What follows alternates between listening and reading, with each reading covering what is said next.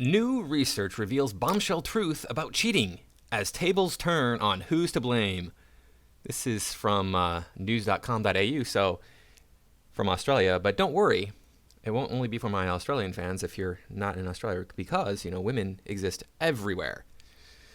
Science shows that women struggle more than men when it comes to staying faithful in relationships, but is breaking up really the answer? So this article is going to be about how women are cheating more than men. And this is something I've said my whole life. Women cheat more than men do. Do men cheat? Sure, of course they do. Have I been cheated on? Yes, I have been. And the reason I say that women cheat more than men do is because there's two things that cause women to cheat more. One is women are more driven by their emotions than men are. And two is women have opportunity. Now, before we get into that, thank you all for stopping by. I do appreciate everybody supporting my channel and the work that I do. We do need to get the word out about being anti-woke, being aware that the status quo assumption about how the world is just not true. And we need to analyze this on a regular basis to keep ourselves honest and to move forward in a positive and productive manner. Please remember to like, comment, share, subscribe. Make sure that you're still subscribed. And check me out on Rumble and on Twitter. Now let's get into this notion here that I say that women are more likely to cheat than men. And I've said this my whole life, whether or not the statistics show it true or not. I could be wrong. I will say that. But here is what men are looking for in a woman. Number 1, is she hot? Number 2, seriously, bro, how hot is she? Versus what women are looking for in a man. Does he have a good job? Where does he live and what kind of car does he drive?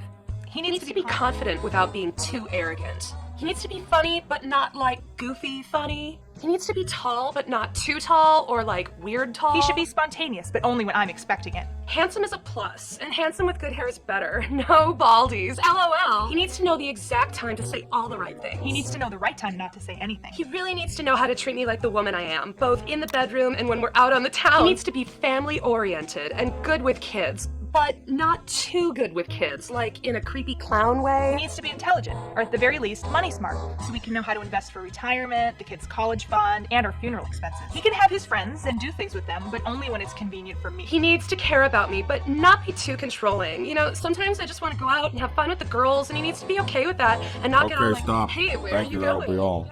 So it's a lot easier for women to cheat because they have opportunity. Men come along and go, hey, dude, is she hot? Women are like, I know, I want like all these different things. Now you might be saying, hey, well, see, women have all these standards, so why is it that you think that women cheat more often? Well, there's enough men out there that meet their standards, right? Because what do you have to do to get sex as a man? You have to be good looking, you have to be tall, you have to be well dressed, you have to have a certain sense of charisma about you, you have to make a lot of money, you have to have all these different things, whereas men are like, dude, is she hot? I'll hit it. In fact, men will hit things that aren't even hot. That's just how men are. A lot of men, anyway. I don't think that anybody should be sleeping around, period. I understand the so-called double standard that exists. It's not a double standard. Women have opportunity, men do not have opportunity. Therefore, a man who gets a lot of action is seen as somehow valuable, whereas a woman who gets a lot of action is not, because there's no... It's like breathing for women. Like, I can walk outside and breathe air. Yeah, you can walk outside and get laid, too. Not hard to do for you. You're a girl. Especially if you're young. So let's take a look at this article and see what it has to say. Even when your marriage is good, you still miss that rush of feeling. So excited you can't eat or sleep when you're having such an intense time emotionally and sexually with a new person. That's what I kept going after, and what I couldn't say no to. Like I said, women are more likely to be driven by emotion. Men are driven by their desire to be inside of women. And if you think that's not the case, then I'm sorry, you're wrong. That's what drives men. If they have enough food in their belly, mountain lion's not trying to eat their face, there's enough air around, okay, they want to get some. Men are used to deprivation. Men don't get action. Like I said, you have to be all these different things. As Mr. Plinkett said, you have to be all these different things to attract a woman. Whereas women have to have a pulse. That's it. And they'll attract a man. And here she is proving my point for me. I want that rush. I want to be driven by that emotion, because women in the Western world just get whatever they want to, whenever they want it. They're used to it. They're not used to being rejected. They're not used to having to be deprived of anything that they want. That's how Annika, 45, from Melbourne, describes her experiences with cheating, and she's far from alone. According to a growing body of research, many women in long-term relationships are sexually adventurous and have secret lovers, Body Plus Soul reports. The view that it's mostly men who cheat because their partners lose interest in sex is outdated. Science says that it's actually women who struggle most with monogamy because they get bored in the bedroom. Women crave sexual variety, and while some stifle their desire, others will be unfaithful. This is a Western world problem, I think. This is what we've created in the Western world by saying, "Oh, you go, girl. You don't need no man. You get whatever you want. You're a goddess. You're this. You're that. You're wonderful. You can have it all." No, we have to go back to the time when we said, "Look, women need to be chaste." That is the best way for a woman to be. I understand that it's oppressive to women in some minor way, right? Saying, you really shouldn't be sleeping around. That's not okay. But if you want to keep society functioning in a healthy manner, because in an unhealthy manner it's going to eventually die, then that's just the way it has to be. Women need to be chaste. Anthropologist and author of Untrue, Wednesday Martin, refers to this new research as the Great Correction. Martin reviewed dozens of sociologists, sex researchers, and anthropologists for her book on female infidelity, and says the sad, sorry picture painted of the female libido is grossly wrong. It is alive and kicking and eager to be satisfied. The new research is correcting false notions that women have lesser libidos, that women are more naturally monogamous, and that it's easier for women to partner for life, explains Martin. But women don't like sex less than men, but they do get bored of sexual sameness. Okay, that's not a but. That should be an and. And they do get bored of sexual sameness. While males have higher levels of spontaneous desire, women take the lead for responsive and triggered desire. Spontaneous desire is when you suddenly think it would be nice to have sex. It comes over you like hunger or thirst, says Martin. Responsive or triggered desire occurs when something suggests the idea of sex to you. You're watching or reading something, or a partner initiates a sexual encounter, and you get turned on. For that type of desire, women's libidos are every bit as strong as men's. We've internalized this idea that men are the randier sex, and that's untrue. Well, I disagree with that. I think that men are the randier of the two, and it even says it here in the article. It says that as far as spontaneous sex, men are. This is what this article is implying. As far as spontaneous sex is concerned, men are more interested in that sort of, or have more of a response to that, more often want spontaneous sex, whereas women are looking at, having it all set up and ready to go, and men want that too, but they want more spontaneous stuff more often than women do. The reasons women cheat. Martin says the myth that women cheat for emotional reasons while men cheat for sexual reasons is also being overturned. She cites research by Missouri State University on a group of women who used the Ashley Madison website specifically to cheat. This research explodes several of our most dearly held notions about female infidelity. That women cheat only when they are unhappy in their marriages, that unlike men, they seek emotional connection, not sexual gratification, and that women just stumble into affairs, says Martin. I've known plenty of women who've cheated. I can't say the same for men. I don't know. And this article seems to be agreeing with me, like I said at the beginning. The women studied went on the site, created a profile, vetted candidates, met them in person, and auditioned them. This was a very intentional process. They wanted to find partners for sex. They reported being in sexless or orgasmless marriages, and they simply wanted what they couldn't get at home. But most were otherwise happily partnered or married, and these affairs were a way for them to remain in their primary relationship. So there goes the myth that women who cheat are unhappily married. So this right here is an issue. If this is happening right here, sexless or orgasmless marriages. Yeah, I had a client when I was a personal trainer come to me and say, I haven't had sex with my husband in like 8 years, and I want you to be my partner. And I was like, nope. No, thank you. I'm not interested. Go back to your husband. Now the orgasmless part, dude. Guys, if you can't satisfy your woman, step it up.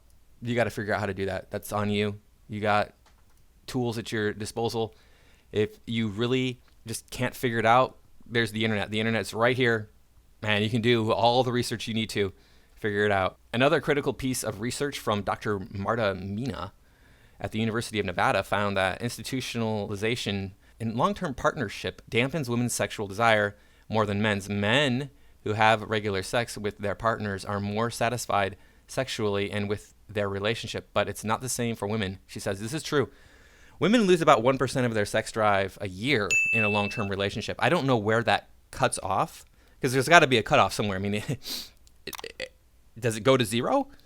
That would be terrible, right? Because most of us are going to end up in a long-term relationship in our lives. Now, sex researchers are entertaining the possibility that women simply need variety and novelty of sexual experience more than men do, Martin says. No, I wouldn't say that they need it more than men do. I just say that our society has set it up to seem that way, right? So if a man is getting regular access to a woman, and that's the way the society says he's got to be the same person, he's going to go, all right, well, I got this that's going on. But if he's not getting that, he's going to want to try to expand and look for other options. And if he's not satisfied with that one person, he's going to try to expand and look for other options. I'm not saying it's right, but that's just how it is. Back to the article. It's a notion women like Gabriella, 28, from Sydney, have been aware of for some time. I've had lots of affairs since my first long-term relationship when I was at university, Gabriella says. I love sex, and I get bored easily. Whose fault is that? It's not men's fault. It's your fault. Unless you're just choosing men who are just pathetic in bed. But men take an affair as an affront to their masculinity. Nope, it's not an affront to my masculinity. They all think they should be enough for me, and when I try and discuss ways of keeping the interest alive, they treat me as if I'm not normal. Well, you're not. What should normal be? A woman who lies back and puts up with boring sex just for the sake of it? That's the story women have been sold, and it's just wrong. Well, men have to put up with boring sex too.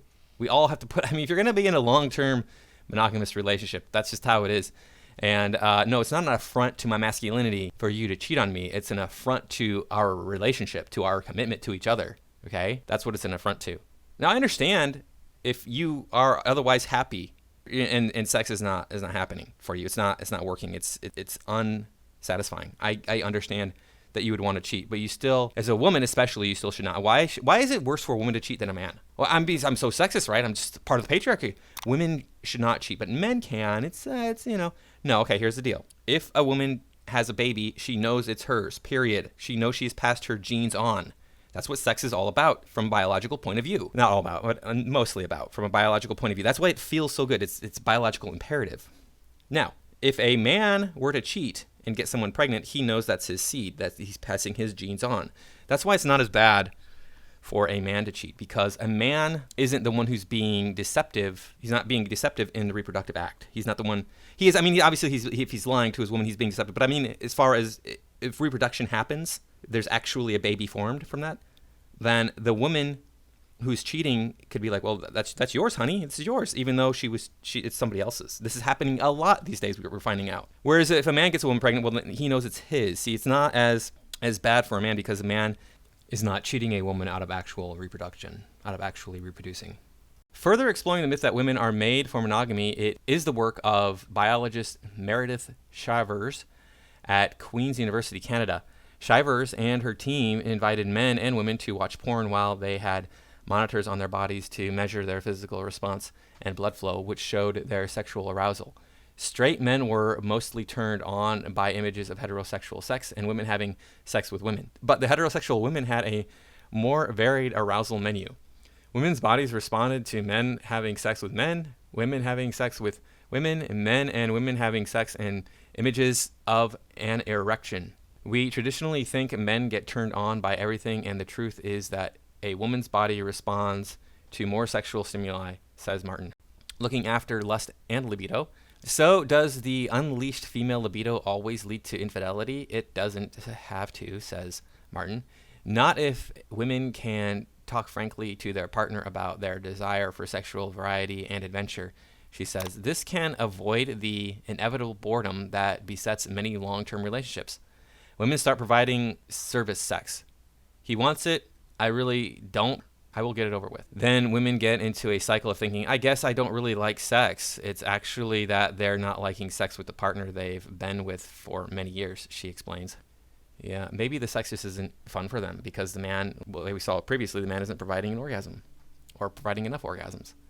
A simple thing couples can do to start a new exciting activity together, such as learning how to kayak or dance together. Couples get a rush of neurochemicals and hormones similar to when we experience puppy love. So you can get that feeling of excitement without going outside your relationship, she explains. Okay, that's an interesting option there. You can just start doing new things with your partner. Imagine how much better relationships would be if couples understood that when a woman starts to feel sexually bored, this doesn't have to mean the end. Think of the marriages and relationships that could be improved if women could discuss their desire for sexual adventure and work with their partners to find solutions that bring them closer together. Women should be able to discuss anything with their partners. And I think that's it. That's the end of the relationship, or that's the end of the article. We got, we got a few statistics down here at the bottom. 54% of Aussie women believe cheating shouldn't always signal the end of a relationship. 54% of women believe that. Now, when they say cheating here, I'm guessing this 54% of women who think that it's okay. I'm guessing that the 54% of women here who believe that cheating shouldn't signal the end of a relationship, they're talking about if the woman cheats. I'm betting you if you ask women, hey, if either person cheats, they're going to say 99% of them are going to say that, hey, look, if a man cheats, it's over. But it's okay if a woman cheats, right? It doesn't mean that she actually loves her husband any less. But the thing is, like I explained earlier, if she gets pregnant from that, she's just cheated the man out of his reproduction, right?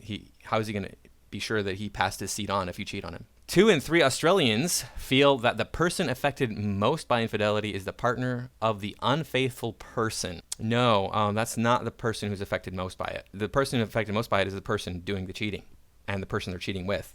That's categorically, that's just how it works. I don't know what to tell you. You're only affected by it most if you're not involved in it. You're only affected by it most if you let it affect you emotionally or psychologically. Okay. So that's originally from Body and Soul, or Body Plus Soul. I think it's Body and Soul is the name of the publication, and it's reprinted here with permission. So, hey, look, you shouldn't cheat. I know with people that do. I understand there's reasons why people might cheat, and I can't look into your relationship and tell you the solution to your problem. I don't have that solution. That solution might be cheating. I don't think it's right, but I mean, that's just, I can't wave a magic wand and say, this is how it is. In the Western world, women have men over a barrel if they're in a marriage. Women have all of the power in a marriage, whereas men don't. It's different, but depending on state, like here in California, the alimony is supposed to be broken down based on income. So, like, if the woman makes more money than the man, hey, guess who's paying alimony? We've seen that happening with, like, the Adele thing. Adele was making millions of dollars, and she had to pay her husband. But even I've heard in some cases, even when the woman is making more, she doesn't have to pay alimony. It's kind of ridiculous. But so I can't say, hey, look, you're in this relationship with this woman who's not giving you what you need, and you can't divorce her because she's going to take half your stuff, and you're going to have to pay her alimony, you're going to have to pay child support, you're going to have to do all these different things. I can't answer that question for you. We know that cheating is wrong, we know it's immoral, but there's a lot of nuance in the world. So yeah, you figure it out for yourself. Just do the right thing is what I always say. Try to do the right thing as much as you possibly can, because yeah, we don't want society to break down, and monogamy is how we keep that from happening. Anyway, thank you for watching. I do appreciate everybody stopping by. Please remember to like, comment, share, subscribe, and I'll see you in the next video.